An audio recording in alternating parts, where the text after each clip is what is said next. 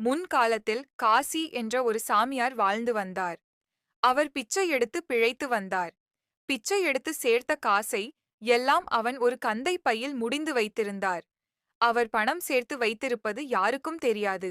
ஆனால் இதை எப்படியோ அதே ஊரைச் சேர்ந்த வாசன் என்ற திருடன் தெரிந்து கொண்டு விட்டான். வாசம் ஒரு திருடன் திருடிப் பிழைப்பதே அவன் தொழில். சாமியாருடைய கந்தையை திருடி எடுத்துக் கொண்டு விட்டால் பிறகு நாள்தோறும் திருட வேண்டியதில்லை. அந்த பணத்தைக் கொண்டு பல நாள் இன்ப வாழ்வு நடத்த முடியும் என்று வாசன் நினைத்தான். இதற்கு அவன் ஒரு சூழ்ச்சி செய்தான். வாசன் சாமியாரிடம் வந்து அவன் காலில் விழுந்து வணங்கினான். தனக்கு திருமணமாகவில்லை என்றும் தன்னைச் சீடனாக ஏற்றுக்கொண்டு நல்ல வழி காட்ட வேண்டும் என்றும் வேண்டினான். காசி அவனை தன் சீடனாக ஏற்றுக்கொண்டான். வாசன் மிகவும் நல்லவன் போல் சாமியாருக்கு பணிவிடைகள் செய்து வந்தான்.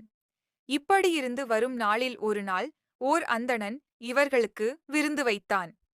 விருந்து முடிந்து புறப்பட்ட அவர்கள் நெடுந்துவாரம் சென்ற பிறகு வாசன் தன் தலையில் கிடந்த ஒரு துரும்பைக் காட்டி, சுவாமி, நமக்குச் சோறு போட்ட அந்தணன் வீட்டிலிருந்து இந்தத் துரும்பு என்னையும் அறியாமல் ஒட்டிக் கொண்டு வந்து விட்டது. உணவளித்தவன் வீட்டுப் பொருளை ஒரு துரும்பானாலும் எடுத்து வரலாமா?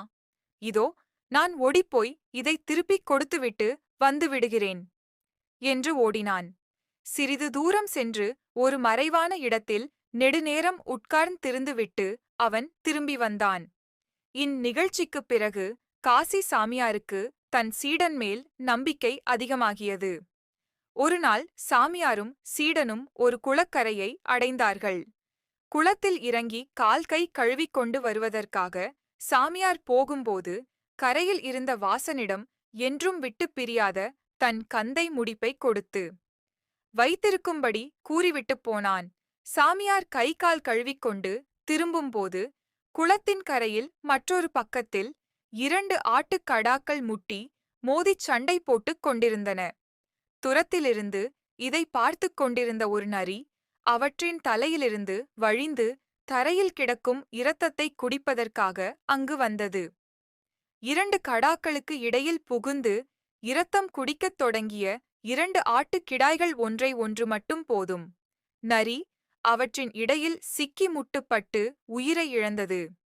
இந்த வேடிக்கையை பார்த்துக்கொண்டே சாமியார் காசி தன்னை மறந்து நின்று கொண்டிருந்தான்.